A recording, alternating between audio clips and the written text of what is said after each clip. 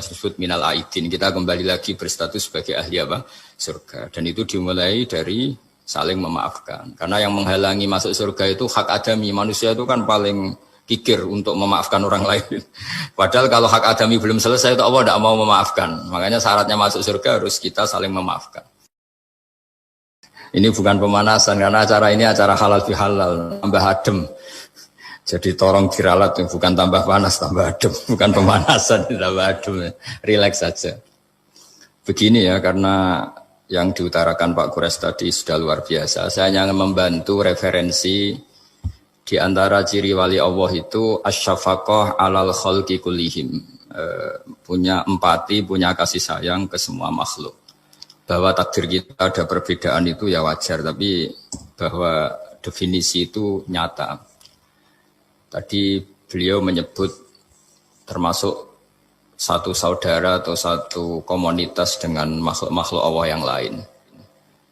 Pernah suatu saat Nabi memuji ada seorang nakal itu, diterima tobatnya Allah karena di jalan ketemu anjing, kemudian ngasih minum anjing itu dan Allah mengampuni. Meskipun secara hukum usul fikih tidak bisa digeneralisir. Misalnya kalau minumin anjing 1 surga, kalau 100 tambah surga. Nanti lupa minumin manusia gara-gara kebanyakan minumin anjing gitu. Tapi apapun itu faktanya ada cerita di hadis seperti itu. Kemudian menyangkut komunitas internasional yang beberapa di antaranya tentu beda agama, beda keyakinan. Saya mau membacakan cerita di kitab Ar-Risalah Al-Qushairiyah. Jadi saya hanya membantu referensi-referensi yang diajarkan guru-guru kita.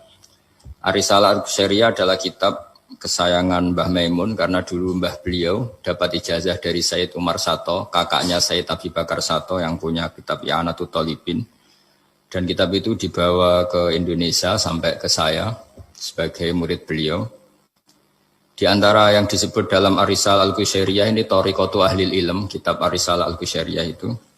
Saya baca nasnya ya, atau ibaratnya atau teksnya. Sami'tu ba'dal ulama yaqulu istadhafa majusiyun Ibrahim al-Khalil alaihi salam faqala bisyarti an tuslima. Famarral majusiyu fa'awhallahu ta'ala ilaihi mundu khamsina sanatan nut'imuhu ala kufri. Falau nawal tahu lukmatan min ghairi antu talibahu bitahyiri dini.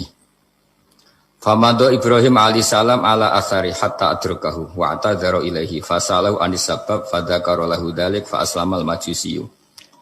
Jadi suatu saat Nabi Ibrahim itu kan terkenal Abu Duyuf, orang yang mesti menservis tamu-tamu itu.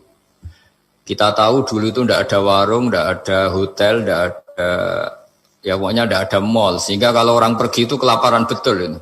Buat orang kaya pun kelaparan karena melewati padang pasir itu. Kalau sekarang kan orang mau sowan kiai makan dulu.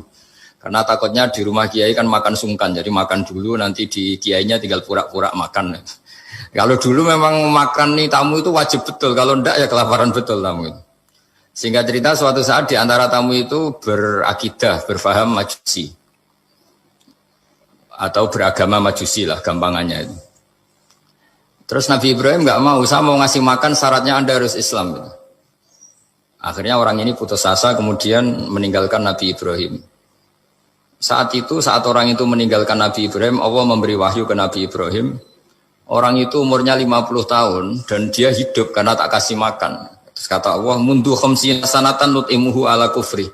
Saya yang Tuhan saja ngasih makan dia 50 tahun tanpa syarat dia harus Islam. Kamu baru dimintai makan sehari mensyaratkan Islam. Walhasil terus Nabi Ibrahim ngejar orang majusi itu terus monggo-monggo makan di rumah saya. Singkat cerita terus orang majusi itu tanya kenapa Anda berubah pikiran. Terus Nabi Ibrahim cerita bahwa beliau ditegur Allah kemudian harus melakukan itu. Jadi cerita-cerita seperti itu banyak. Dulu kita dengar para kiai sering cerita ketika seorang Yahudi rumahnya diusir Amr bin As untuk pembangunan masjid. Ketika lapor ke Sayyidina Umar, masjid itu yang mengambil tanahnya orang Yahudi harus dikembalikan ke orang Yahudi. Dulu guru-guru kita juga sering cerita Sayyidina Ali itu pedangnya dicuri sama orang Yahudi.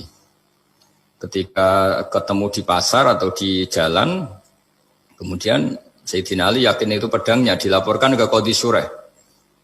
Setelah itu Sayyidina Ali diminta buktinya apa, saksinya siapa kalau itu pedang Anda. Saksinya Hasan dan Husain. Tapi kata hakim, Said Hasan Husain itu keluarga Anda, tidak sah jadi saksi. Zaman itu Sayyidina Ali masih berargumentasi, waqad qala Rasulullah sallallahu alaihi wasallam Hasanun wa Husainun sayyida syababi ahli jannah. Tapi kata Imam Sureh tetap standar saksi itu tidak boleh dari keluarga. Singkat cerita, qadhinya itu pakai standar hukum usul fikih, al-qaulu qaulu sahibil yad. Yang dibenarkan adalah yang sekarang megang barang itu. Ketika enggak ada saksi, al-musaddaq yang dibenarkan al-qaulu qaulu sahibil yad, yang dibenarkan ya yang megang barang itu. Singkat cerita dimenangkan oleh orang Yahudi tadi. Setelah dimenangkan, Sayyidina Ali agak kecewa, masa seorang Amirul Mukminin sidang di pengadilan negeri kalah.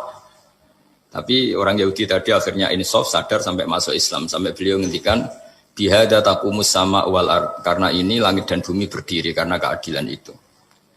Jadi ini cerita-cerita referensi yang bisa menolong teman-teman siapapun berkomunitas internasional. Karena pikiran saya sederhana ya, al-ilmu yurisul akhwal, ilmu itu melahirkan sikap. Jadi kalau kita punya referensi yang cukup tentang toleransi, insya Allah kita hidup di mana saja punya toleransi, karena toleransi itu juga ajaran agama. Di antara yang diceritakan para guru-guru kita adalah ketika Nabi mau dibunuh oleh orang namanya Daksur atau Duksur, siapa enggak tahu KTP-nya saya. Kiai-kiai kalau baca Daksur. Ketika beliau sedang santai di satu tempat, tahu-tahu ada orang yang mengambil pedangnya kemudian bilang mayyam na'uka minni ya Muhammad. Sekarang Anda sama saya berdua, siapa yang bisa menghalangi kamu? Nabi dengan rileks menghentikan Allah. Kemudian si Daksur ini gemetar, pedang jatuh. Kemudian diambil Nabi. Sekarang ya Daksur mayyam na'uka minni, yang bisa menghalangi kamu siapa? Orang itu bilang la ahada, tidak siapapun. Nabi dengan gampangnya fa'afa'anhu, Nabi memaafkan. Padahal ini jenis harbi, jenis orang yang jelas punya niat bunuh. Terus artinya kita-kita yang ngaji di pesantren, saya ngaji di Mbah Maimun, punya Bapak Kiai Nur Salim, semuanya ngajarkan bahwa di mana-mana perang kekerasan itu ya karena kita diperangin. Udina lilladzina yuqatalun, karena kita diperangi kita boleh perang. Qatilul ladzina yuqatilunakum. Jadi yang boleh kita perangi ya zaman kayak kita dulu dijajah Belanda, dijajah Jepang zaman itu. Ketika sudah tidak ada penjajahan ya alasan itu sudah hilang karena mereka tidak merangi kita. Jadi apa ya, perang ya ada konteks rasionalitasnya, damai juga ada konteks rasionalitasnya. Tapi karena kita punya tradisi referensi, teman-teman yang di Jerman tak bantu, tadi ada kitab Arisal Al-Qusyairiyah, terus ada beberapa cerita-cerita tadi kayak Daksur. Kalau ayatnya jelas ya, jelas qatilul ladzina yuqatilunakum wa in janahu lisalmi fajnah laha wa tawakkal 'ala Allah. Bahkan seperti yang diceritakan Profesor Quraisy tadi, yang sedang kita benci pun bisa saja suatu saat teman. Dalam surat Mumtahanah itu atau Mumtahinah ada ayat asawwau ayyaj'ala bainakum wa bainal ladzina ataitum minhum mawaddah. Bisa saja orang yang sekarang kamu benci suatu saat kamu cintai. Wallahu qadir, itu Allah Maha Kuasa. Dan tadi saya menambahkan yang dikatakan Profesor Quraisy tentang belajar. Dulu Nabi itu enggak puasa Asyura. Tapi ketika datang ke Medina, orang-orang Yahudi itu puasa Asyura. Coba tanyakan ke mereka, kenapa puasa tanggal 10? Terus mereka menjawab, yaumun najawwahu fi Musa, itu hari yang Allah menyelamatkan Nabi Musa. Terus fa'amara bisyami, kemudian Nabi menyuruh sahabat puasa. Artinya dulu itu segampang itu hidup, itu sesuatu yang baik apa ya sudah ditiru. Meskipun kita tahu Nabi itu tentu mustaqil bil istihad, Nabi itu orang yang mandiri. Tapi memberi percontohan kita betapa gampangnya kita seperti itu. Dulu ada seorang Yahudiyah meminta sama Sayyidah Aisyah dan dikasih. Ketika dikasih, dia mendoakan semoga kamu Aisyah selamat dari siksa kubur. Zaman itu Sayyidah Aisyah itu belum tahu tentang siksa kubur sehingga beliau engkar, enggak percaya. Tapi setelah Rasulullah datang dan diceritanin, Nabi, oh iya siksa kubur itu ada. Dan semenjak itu Nabi selalu isti'adah minta perlindungan dari siksa kubur. Jadi dulu di komunitas-komunitas beda agama suatu yang benar ya dibenarkan. Makanya kaidah umum dalam interaksi antar agama itu la tusaddiquhum wa la tukadzibuhum, ya kamu jangan bilang iya, jangan-jangan enggak, ya jangan bilang tidak, jangan-jangan iya. Jadi aturan ilmunya jelas la tusaddiquhum wa la tukadzibuhum. Ya artinya sesuai referensi ilmu lah kira-kira begitu. Terus yang terakhir, Ini saya mohon maaf sama komunitas di Jerman karena saya ini pura-puranya aja sibuk. Karena saya kira ini seberapa jam lagi saya ngajar ini. Nanti kalau saya tidak ngajar di sini yang mengundang agak-agak dosa. Jadi supaya sama-sama tidak dosa ini saya ya nuruti jenengan. Tapi ya karena saya ngajar ini juga yang datang orang macam-macam. Ada yang Kalimantan, Sumatera mau ngaji di sini. Ini seberapa jam lagi saya ngaji Sahih Muslim. Yang terakhir ini di halaman Kitabu Adabil Ulfa wal Ukhuwah halaman 285 dalam Ihya juz 2. Jadi kitab saya juz 2. Mungkin kalau beda cetakan yang jelas ikut Kitabu Adabil Ulfa wal Ukhuwah. Di sini diterangkan oleh Imam Ghazali dengan beberapa riwayat yang disebut al-jiranu salasatun. Bertetangga itu ada 3. Jarun lahu hakun wahid. Ada tetangga yang punya hanya 1 hak. Wajarun lahu haqqani wajarun lahu salah satu hukukin.